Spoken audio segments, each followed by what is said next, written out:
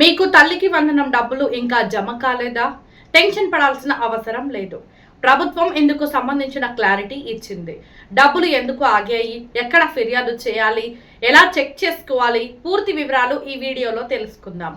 ఆంధ్రప్రదేశ్ ప్రభుత్వం తల్లికి వందనం పథకం కింద అర్హులైన తల్లుల ఖాతాల్లో నిధులను దశల వారీగా జమ చేస్తుంది. ఈ పథకం ద్వారా ప్రతి విద్యార్థికి ఏడాదికి 15,000 రూపాయలు ఆర్థిక సహాయం అందిస్తారు.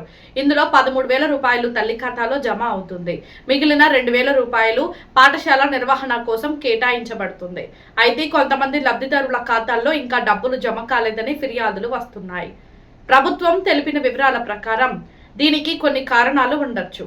అర్హత జాబితాలో పేరు లేకపోవడం, ఆధార్, బ్యాంక్ ఖాతా వివరాలు సరిపోలకపోవడం, ఈ కేవైసీ పూర్తి కాకపోవడం లేదా ఇతర సాంకేతిక కారణాల వల్ల చెల్లింపులు నిలిచిపోయే అవకాశం ఉంది.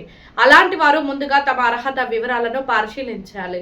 అనంతరం గ్రామ లేదా వార్డు సచివాలయం లేదా సంబంధిత విద్యాశాఖ అధికారులను సంప్రదించి ఫిర్యాదు నమోదు చేయాలి.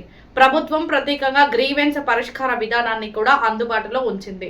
అర్హులైన వారికి సమస్యలు పరిష్కరించిన తర్వాత తదుపరి విడతలో నిధులు జమ చేసే అవకాశం ఉందని అధికారులు తెలిపారు. మొత్తానికి తల్లికి వందనం డబ్బులు రాకపోయినా ఆందోళన చెందాల్సిన అవసరం లేదు. మీ వివరాలను ఒకసారి సరిచూసుకుని అవసరమైతే అధికారులకు ఫిర్యాదు చేయండి. ఈ సమాచారం మీకు ఉపయోగపడితే వీడియోను షేర్ చేయండి. ఇలాంటి ప్రభుత్వ పథకాలు తాజా అప్డేట్స్ కోసం డిఆర్ ఫోకస్ ఛానల్ ను సబ్స్క్రైబ్ చేయడం మర్చిపోవద్దు.